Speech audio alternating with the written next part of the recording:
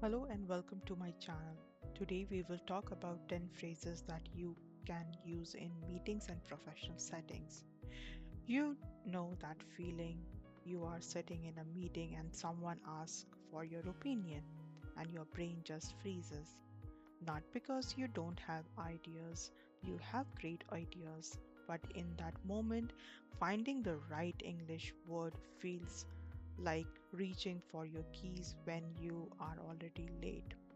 I have been there, and honestly, most non native speakers have. So, today I am going to give you 10 phrases that will make you sound confident, professional, and natural in any meeting, even on the days when your English isn't at its best. These aren't textbook phrases. These are the real ones your native speaking colleagues use every single day. Let's get into it. So let's start with joining the conversation. You always struggle with what to start your conversation with. One of the hardest moments in the meeting isn't speaking, it's start to speak. There, there is that gap where you want to jump in, but you are not sure how to open your mouth without sounding awkward.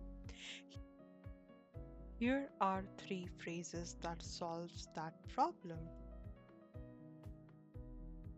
Phrase number one, can you add something here?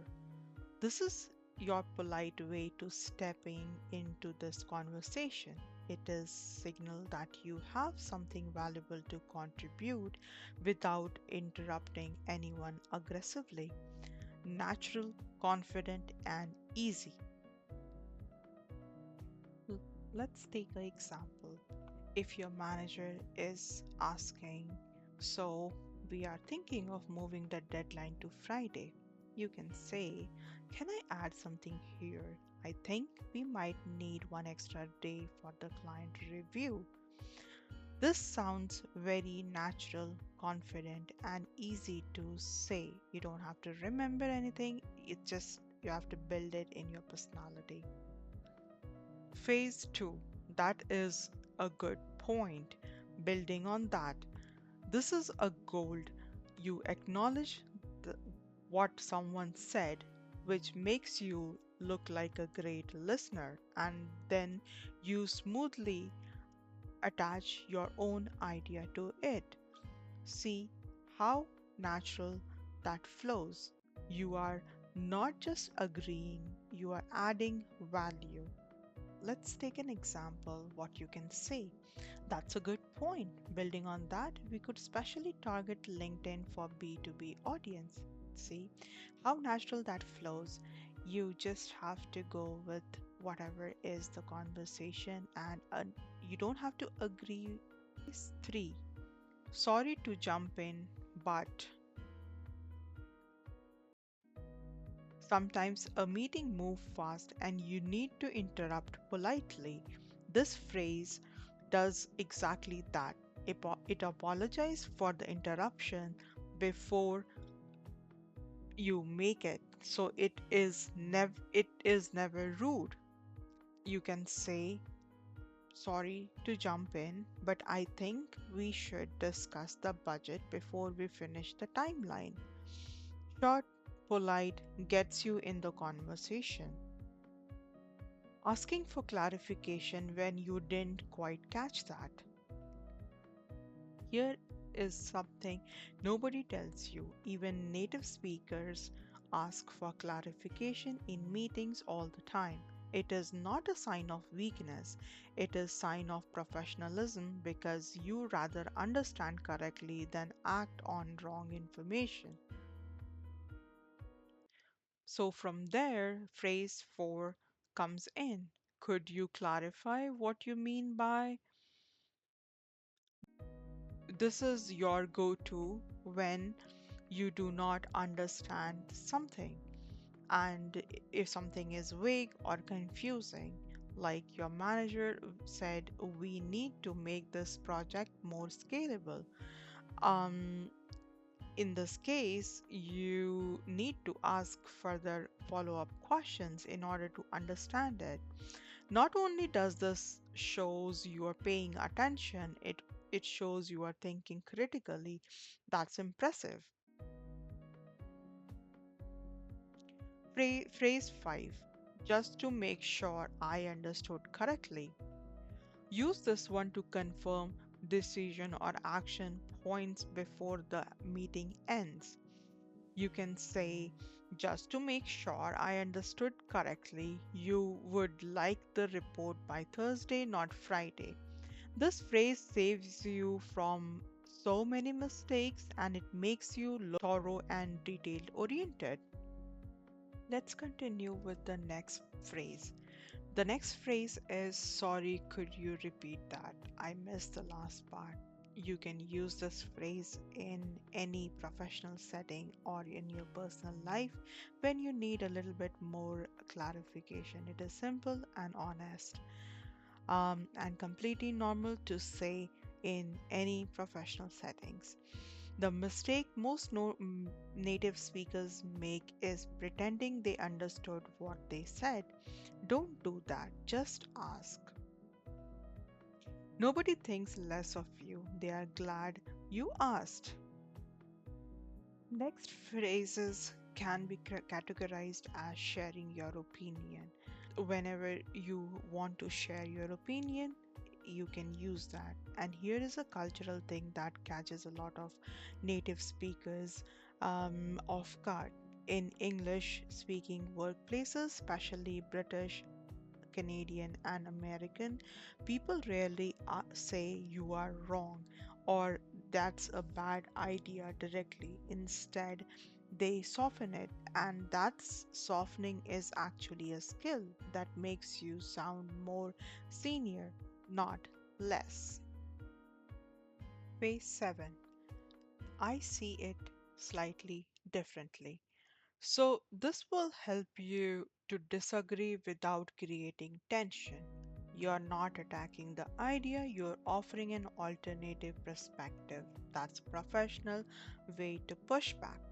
Like, say, for example, your colleague is saying, I think we should launch in Q3, but you say, I see it slightly differently. I think a Q4 launch actually gives us more time to prepare the marketing material. Phase 8. I think there might be another way to look at this, even softer than the last one. Perfect for when you are in a meeting with a senior colleague or officer and you want to challenge an idea respectfully. Like, say, for example, you can say, I think there might be another way to look at this when it is. uh, What if we tested it with a smaller group before rolling it out to company wide? This phrase frames you as thoughtful, not confrontational, and you can use it. Next section is wrapping up and taking actions.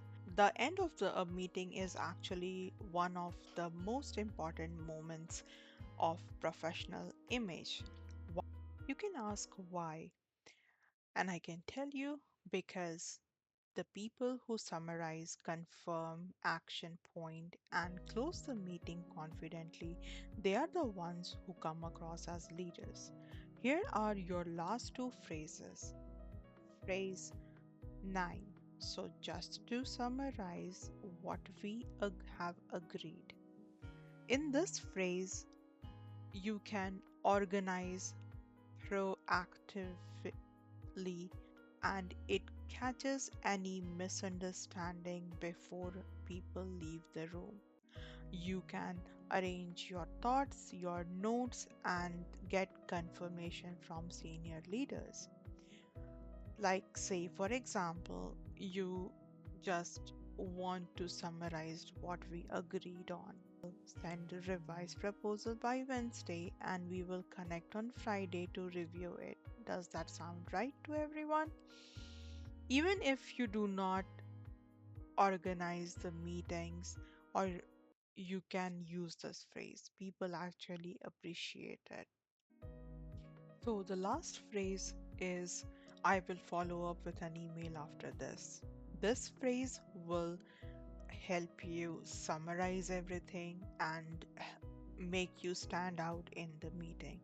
This one signals reliability. You are telling people that you will put everything in writing, which builds trust, and you were taking notes, and this indicates that you are a professional and you have a huge impact on all the people in the room. All right, let's run through all 10 one more time, nice and fast.